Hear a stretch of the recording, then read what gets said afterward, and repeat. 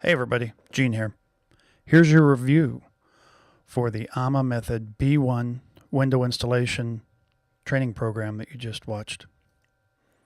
We used Semco wood window with a nail fin.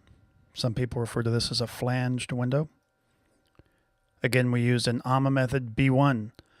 A B1 differentiates itself from an A1 in that the flashing goes under the nail fins, or an A1 it would go on top of the nail fins. We enhanced our installation with a cap beta sealant on top of the nail fins. We installed a membrane pan system.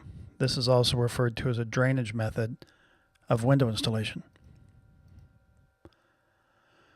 Of all the details that you really have to get correct, the rough opening is the most important.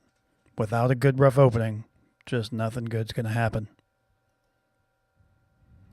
If you're using a pan system, also known as a drainage system, the rough opening should be 3/4 of an inch greater in width than the net frame size of the window.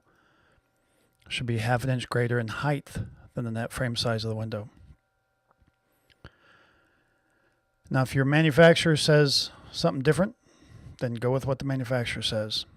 That shouldn't be a problem, though. They don't usually specify a lot.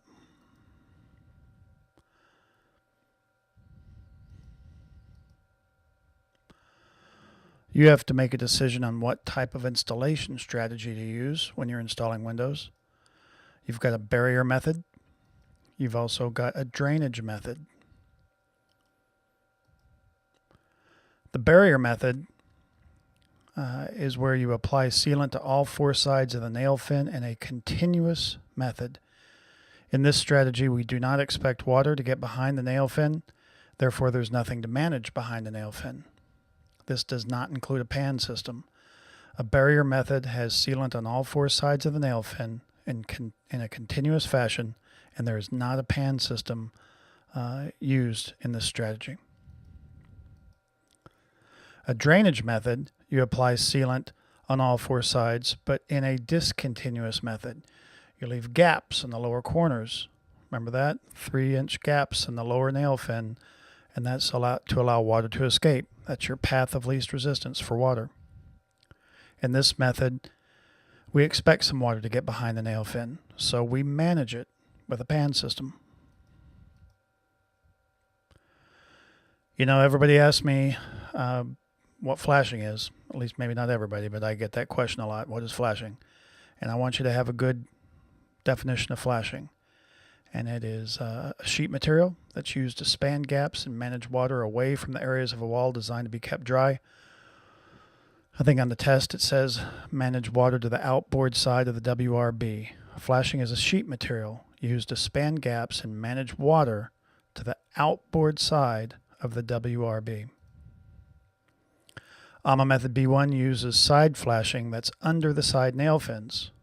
That's the main difference between the B1 and the A1 method. All flashing products should be 9 inches or greater. Nail-on flashing, you might see in print as NOF, is not sticky. SAF, you'll see in print or in literature, that stands for self-adhered flashing. It has a release sheet and it's very sticky after the release sheet has been removed. In the videos, that was the DuPont straight flash. SAF is often referred to as a bitumen, a bitumen, a peel and stick membrane, a waterproof membrane, or a butyl-based waterproof flashing product. Again, in our videos, it was the DuPont straight flash. SAF membranes are commonly made of SBS modified asphalts. They're often referred to as rubberized asphalts, and you need to be very careful when using rubberized asphalts because they often are incompatible with some sealant products that could be used. You've got to consult your manufacturers and make sure that you use sealants that are compatible with SBS modified asphalt products. You also have SAF membranes that are made from butyl-based products, such as the straight flash we used in the videos. These products have a higher heat tolerance and less compatibility problems. I don't know of any compatibility issues with butyl products. Unfortunately, they're typically more money. You should always know what type of SAF product you're working with so that if you need to avoid compatibility issues, you can do so. The enhanced B1 method we think is important. That's where we apply sealant over the nail fin and butter it flat. This enhancement eliminates the need for additional SAF membranes that might be applied on top of the side nail fins later.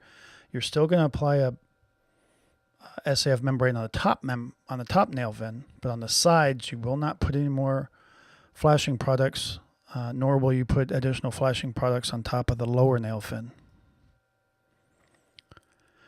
And this enhancement protects you against damage from other subcontractors who may apply their materials on top of your materials. Think about the lath fasteners in the case of a stucco wall. Think about hardboard siding. Those nails often go through our nail fin. And particularly think about wood trim. If somebody picture frames wood around your window, often those nails can travel through your flashing and sealant efforts. If you've enhanced your method with a Cat Beta sealant, you really do a good job in protecting against these later contractors. Rigid head flashing we think is a great product to use, whether you use metal or vinyl. It's often referred to as drip cap, and it should be installed before the WRB is layered down. So before the Tyvek is layered down, put your rigid head flashing on. Also set it in wet sealant. We believe the best fasteners to use are exterior grade screws that are 1.5 inches long or longer. But if you want to use nails, that's fine. Just use galvanized nails and make sure you don't strike the window with a hammer. Again, we'd use a nail gun if you're going to use nails. Fastener spacing should be 9 to 18 inches apart, unless your window manufacturer says something different. Sealant behind the nail fin should be 1/2 inch wide. It should be plump and tubular shaped. It should be positioned on the outboard edge of the nail fin to ensure squeeze out. You want to see squeeze out everywhere sealant was used.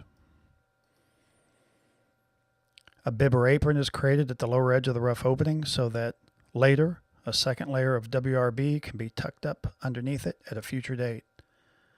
If another layer of WRB is not going to be installed, your bib simply serves to further protect you and your installation. This review and the material in the videos covers everything you'll need to know for your final exam. You'll have 3 chances to pass. Don't forget your video codes. Your video codes are important. So good luck.